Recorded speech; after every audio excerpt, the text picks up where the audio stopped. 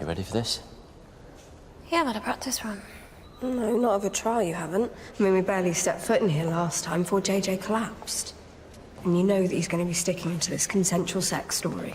And you also know that you don't have to be in the same courtroom as him. You've still got time to be live-streamed from another room. No. I've been preparing for this day. They're going to listen to his taped confession, and that'll be enough, won't it? And I want to be in there when he gets punished. I want to look him in the eye when he can no longer deny what he did to me.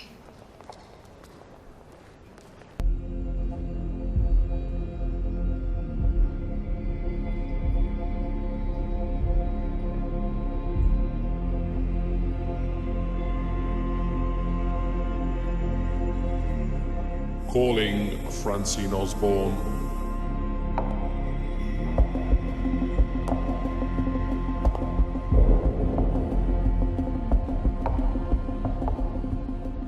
I do solemnly, sincerely, and truly declare and affirm that the evidence I shall give shall be the truth, the whole truth, and nothing but the truth. This is a case about seeking justice. Some kind of closure for Frankie, a teenage sibling sexual abuse survivor. To begin to live a normal life, safe, free, and unanimously believed. I'd lie in bed and wait for the creepy footsteps. JJ'd wait till everyone was asleep. He'd close the door behind him. Let's play school discos. School discos? He'd start dancing with me, then touching me all over. He'd take my clothes off and abuse me. And then when it was over, I'd run to the bathroom, and Mum would always ask me why I was spending so much time in there. But I was showering and scrubbing. I had skin blisters. I hated my body. What he got from it. Frankie, you're doing really well. I lashed out to try and make it stop. I trapped his foot in my bedroom door just to try and get him to go away. And then a few weeks later, I injured the same foot, but worse. Hit it with a laptop. It didn't do anything. The horrible things he did made me do. One day, it got bigger, you know. He raped me. And self-harming took me out of it for minutes, out of my brain. And then I started drinking, but that didn't really help either, so I ended up in hospital twice because of that. But you were prevented from telling a trusted adult the truth behind the self-destruction? JJ said no one would believe me. And how do you say, how do you admit to taking part, being made to take part in something so disgusting and so dirty? No one else in the world does this with the brothers, so how'd you come forward?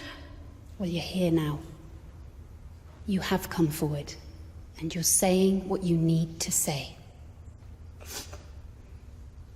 Frankie, who was the first person you told? My dad. And after all this time suffering, what made you tell him then? I don't know, my dad. I came into his life when I was 15. Thought he didn't care because I was always acting up, a bad kid. But that was only because of what JJ had done to me previously, you know, trauma.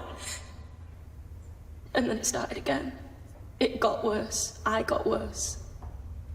And I think I was just really hard to love. But then on the day that JJ signed his contract with United. In that moment, my dad he said that he loved me. And I felt so safe. It felt like home. And that's why I'm here today.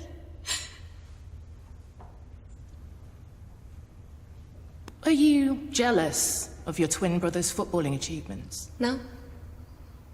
I wanted the best for him. He trained hard and it was his dream. You wanted the best for him despite claims of serial sexual abuse that you hated, that you wanted to stop? The difference between wanting the best for my brother and wanting the abuse to stop. The day of Monday, the 15th of April, 2024, when you smashed JJ's foot with your laptop, resulting in a chipped bone and torn ligament, and he thought his career was over before it had started because of the injuries you inflicted. I know what you're trying to do. Do you really think that I would have given him my stem cells to let him live if I was jealous of him? He had leukemia and I saved him. When you wanted him out of your life, you saved him? So that he could come to this trial and get punished. Not only for my justice, but, you know, for all the other kids out there that are too afraid to speak out. And I still didn't want him to die because he's still my brother and it's complicated. It is complicated, isn't it? With the laptop, why did you go for his foot, not his arm, his chest, his face?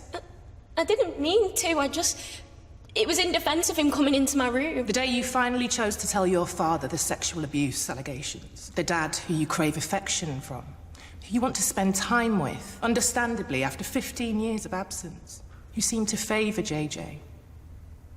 Was this the day that JJ signed a professional contract for United? Yes. Frankie, it appears you were jealous of your brother's football career. On the day of Friday, the 16th of February 2024, do you remember telling your stepmother, Nancy Osborne, that your granddad, Jack Osborne, touched you inappropriately? Yes, I remember. And had he touched you inappropriately? No. Why did you lie about being groped? I was suspicious because it was a dance and because of what JJ had done to me. But I know Grandad wouldn't do that. Frankie, when you were growing up, did JJ and your mum have a nickname for you? Well, everybody has a nickname. Did JJ and your mum... No, can you stop bringing my mum into it because she's dead? Did they ever call you Fantasy Frankie? Yes.